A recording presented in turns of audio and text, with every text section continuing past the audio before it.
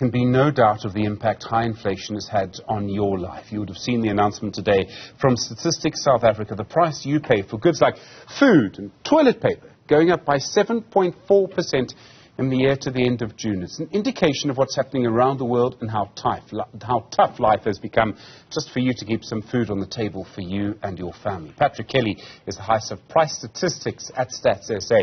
Patrick, good afternoon to you and thanks for your time. If you go through the data, in particular, the price of food, so what you would call food price inflation, is up by 8.6%. That's a very sharp increase. What's driving that spike?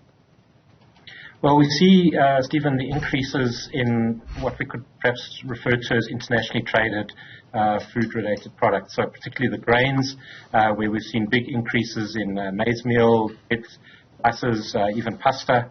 The sunflower oil, which is derived from sunflower seeds, but in other parts of the world from other products as well, has been shooting the lights out. That's been having annual increases of over 20% since December 2021. The international situation, I think, is really driving a large factor in food prices. That's obviously also a key feature of the increase in petrol prices, which is really the other main driver of inflation at the moment. We're going to talk more about fuel in a moment, but let's just look at bread for a moment. I mean, bread price is up by 11.2%. In our country, that's a crucial factor. Yeah, sure. So bread, is made from wheat, a lot of which we do import, and so that is again a feature driven by the international situation. The impact on households is obviously quite severe when we're talking these kind of basic foodstuffs. And if one looks at the spread of inflation across the different income groups, we do clearly see poorest having an inflation rate of about just over 9% compared to about an average inflation rate of about 7.5% for the richer sectors of the community. I'm just going to ask you to explain that a little bit more. Are you suggesting that things that rich people buy, in other words, a new German car, hasn't gone up by nearly as much as bread has for poor people?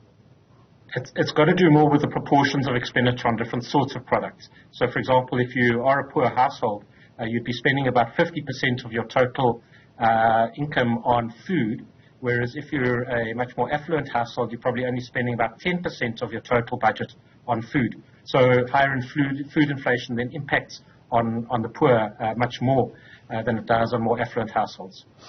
Within all of this, bread prices are up, but meat prices also up by nearly 10%. Polony, I nearly fell off my chair when I read this. I mean, polony, a cheap form of meat. Many school children will know polony in their lunchbox. 19% it's up. Yeah, it is quite remarkable. I took a quick look. The average price for a kilogram of polony is now 50 Rand compared to 43 Rand a year ago. So that really is making a big impact. And again, it does talk to the differential impact of high inflation on different sectors of the community. So, polony is often purchased as a protein source by poorer households, and this would obviously impact them quite significantly. So we have all of those food price increases, and this also involves fuel price. Now, how big a factor are fuel prices, diesel and petrol? Because they're up, I can't remember the figure now, 43% in the last year? Yeah, that's right. And that's approximately 5% of the CPI basket.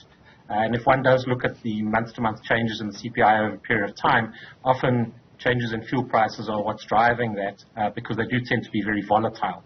And they can go up as much as they can come down as well, and have a downward impact on inflation.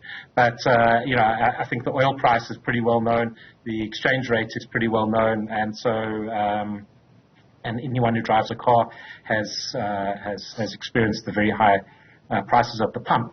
But obviously, the issue with fuel prices is that it does then have a knock-on effect, particularly for products that need to be transported, as well as in agricultural products, because fertilizer is derived often from petrochemicals.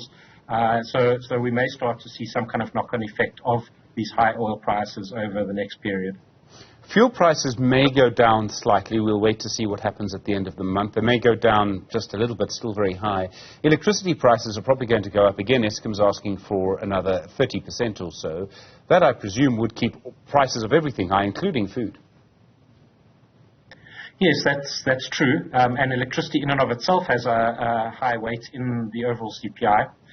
We typically measure the prices of electricity from municipalities who introduce new budgets in July.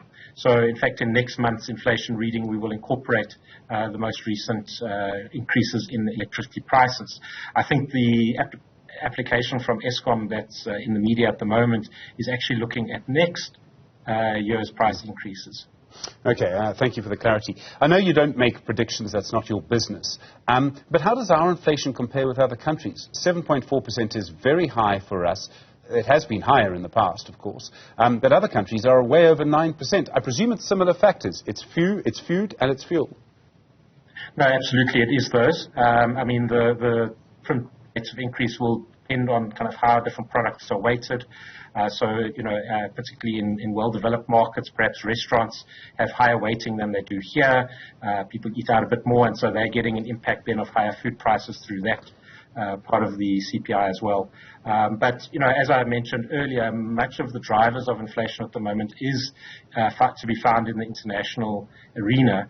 And all countries really then are experiencing the impact of that, but perhaps just to different degrees.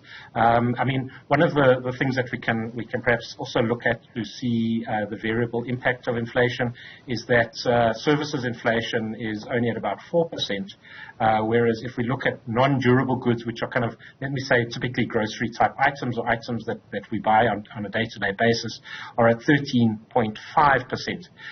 So, that does give you some indication of that there's different rates of inflation across different sorts of goods and services. Okay. There's a complicated question I want to sort of put to you around how we compare this period of inflation, 7.4%, to what's happened in the past. Because this inflation comes after really very low inflation during the pandemic. I mean, there was the famous sort of media report that oil prices were negative. I think it was West Texas or something. I mean, not really true.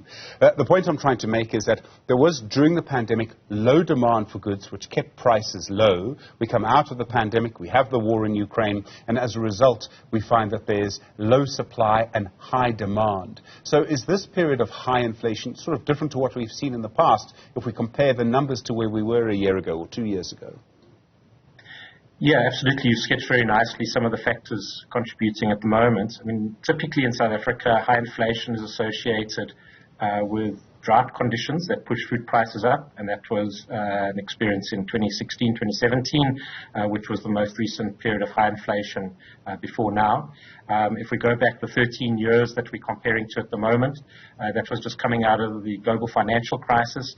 The rand was sliding quite dramatically against other international currencies, and that had then an impact on the overall rates of inflation. So, there can be these international factors, but very often it's local factors such as weather that causes high inflation in the country.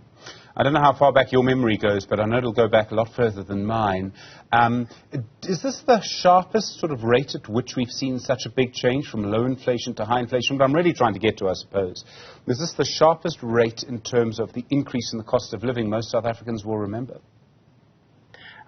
Yeah, sure. I mean, look, if the 2009 increase was quite dramatic. I did take a look at that when we were busy preparing this release. It went up quite dramatically over a short period of time.